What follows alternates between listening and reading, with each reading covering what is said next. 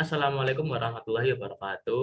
Kami dari kelompok 4 yang beranggotakan saya sendiri, Syarif Setiawan, dari TL2A dengan NIM 20010404008. Kemudian teman saya, Saya Dewi Hadrika Satria Pambudi dari TL2A. NIM saya yaitu 2001040010 dan teman saya satu lagi yaitu Ya, perkenalkan nama saya Asli Satria Putra. Saya dari kelas TL2A dengan NIM 20020404034.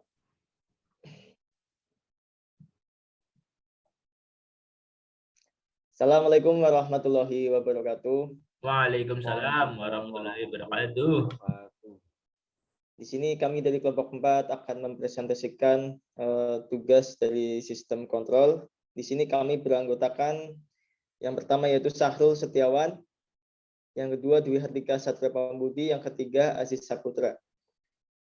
Ya, selamat menikmati presentasi dari kelompok kami. Next.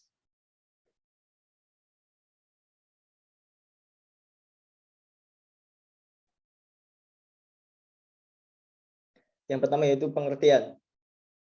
Sistem proses adalah rangkaian operasi yang melakukan konversi material secara fisika atau kimia, sehingga material yang dihasilkan memiliki keadaan yang lebih bermanfaat. Keadaan itu dapat berupa besaran fisik atau kimia, seperti suhu atau T, tekanan atau P, lajur alir atau F, tinggi permukaan cairan atau L, komposisi pH, dan lain sebagainya. Peranan pengendali proses pada dasarnya adalah usaha untuk mencapai tujuan proses agar berjalan sesuai dengan yang diinginkan.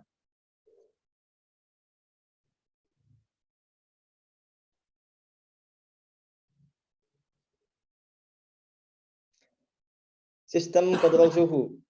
Ada banyak proses komersial yang mungkin mengharuskan suhu bahan dikontrol untuk menghasilkan produk yang dapat diterima. Kontrol ini dapat dilakukan secara manual atau otomatis. Kontrol suhu manual. Dalam kontrol manual, operator secara berkala membaca suhu proses dan menyesuaikan masukan panas atau pendinginan ke atas atau ke bawah sedemikian rupa untuk mendorong suhu ke nilai yang diinginkan. Kontrol manual dapat digunakan dalam aplikasi non-kritis, di mana perubahan kecil pada variabel yang dimanipulasi menyebabkan proses berubah secara perlahan dan dengan jumlah yang kecil.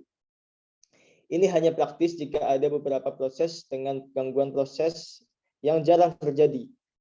Kontrol suhu manual sangat menguras sumber daya, karena agar ini berfungsi, operator harus memiliki waktu yang cukup untuk melakukan koreksi sebelum suhu proses melebihi toleransi yang dapat diterima. Ketika akurasi adalah suatu keharusan ketika beberapa proses terlibat. Atau perubahan suhu terlalu cepat untuk koreksi operator, penggunaan sistem kontrol otomatis dibandingkan biasanya. Hari ini kemampuan yang menyederhanakan proses dan mengingatkan efisiensi berarti bahwa sebagian besar sistem kontrol suhu otomatis.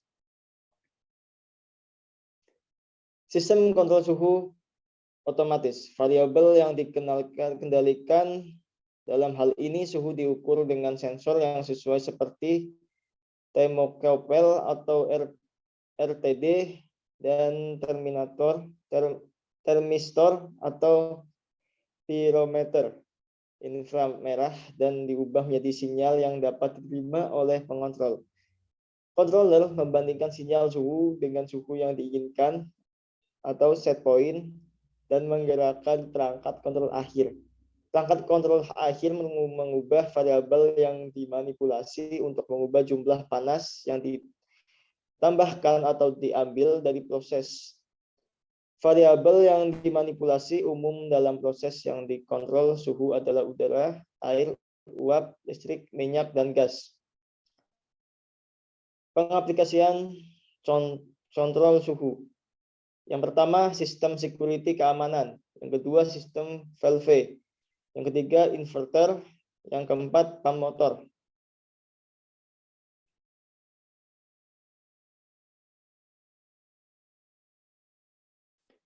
Flow control. Flow control adalah suatu teknik untuk menjamin bahwa entitas pengirim tidak akan membanjiri data kepada entitas penerima. Entitas penerima secara khusus mengalokasikan buffer dengan beberapa kali panjangnya transfer. Ketika data diterima, receiver harus mengejarkan sejumlah proses tertentu sebelum mengalirkan data ke software dengan level yang lebih tinggi. Dengan tidak adanya flow control, maka buffer pada penerima dapat terisi penuh dan melebihi kapasitas bersamaan pada saat penerima masih memproses data sebelumnya. Pengaplikasian flow control. Yang pertama, silinder maju secara lambat. Yang kedua, silinder kerja ganda.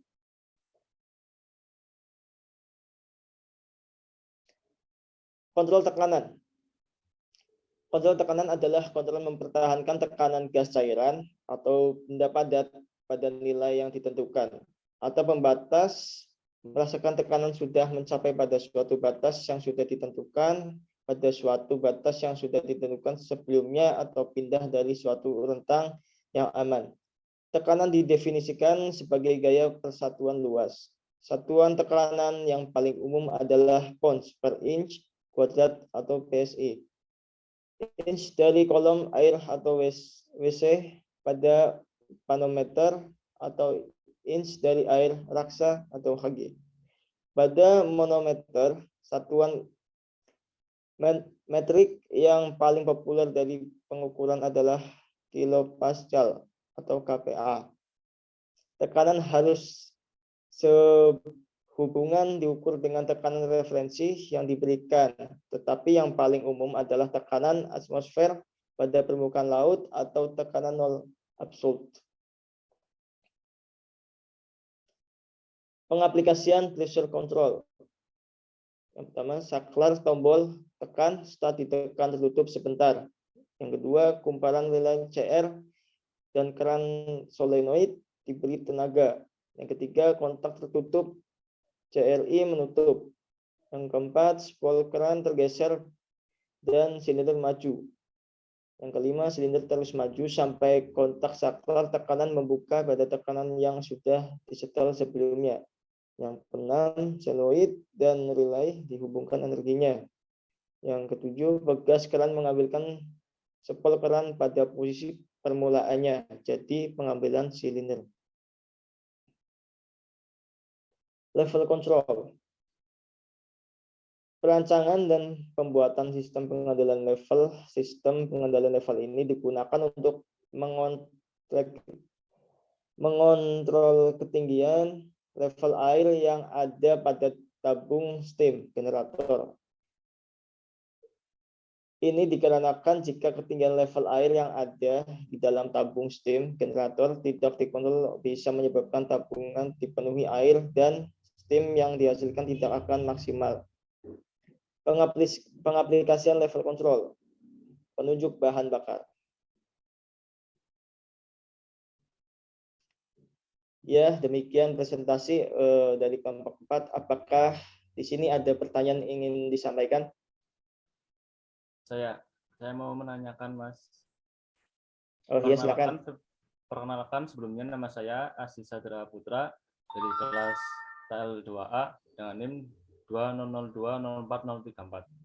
Saya mau menanyakan, apa sih tujuan utama dari sistem kontrol? Oke, pertanyaan yang sangat bagus. Tujuan utama sistem kontrol yaitu agar supaya harga atau nilai yang dihasilkan oleh setiap proses dari setiap sistem dapat dipertahankan. Dan dengan cara mengukur keluaran atau output dalam suatu sikap atau kondisi, keadaan yang telah ditetapkan oleh masukan atau input melalui elemen sistem kontrol. Begitu. Oke. Ya, apakah ada lagi pertanyaan? Saya Mas, ada satu pertanyaan nih. Oh iya, silakan. Tadi kan Masnya menyebutkan bahwa sistem kontrol suhu ada dua cara, yaitu secara manual dan otomatis. Menurut Masnya lebih baik menggunakan yang mana? Coba jelaskan. Ya, pertanyaan yang sangat bagus. Saat menggunakan sistem kontrol suhu manual ya, operator harus memiliki waktu yang cukup untuk melakukan koreksi. Sebelum suhu proses melebihi toleransi yang dapat diterima, hal ini membuat sistem kontrol suhu manual kurang efektif. Sedangkan dengan menggunakan kontrol suhu otomatis, akan mendapatkan suatu dengan kualitas lebih baik, mudah, dan praktis. Karena dalam hal ini suhu diukur dengan sensor seperti termokopel atau RTD dan diubah menjadi sinyal yang dapat diterima oleh pengontrol. Dalam hal ini dapat disimpulkan bahwa lebih baik menggunakan kontrol suhu secara otomatis karena lebih efisien. Ya, Baik. Terima kasih atas jawabannya. iya, sama-sama. Apakah masih ada pertanyaan? Cukup? Cukup? Cukup. Oke, jika cukup demikian. Terima kasih sudah mendengarkan dari kelompok 4. Jika banyak kekurangan, kami mohon maaf sebesar-besarnya. Demikian, wassalamualaikum warahmatullahi wabarakatuh. Waalaikumsalam warahmatullahi wabarakatuh. Terima kasih.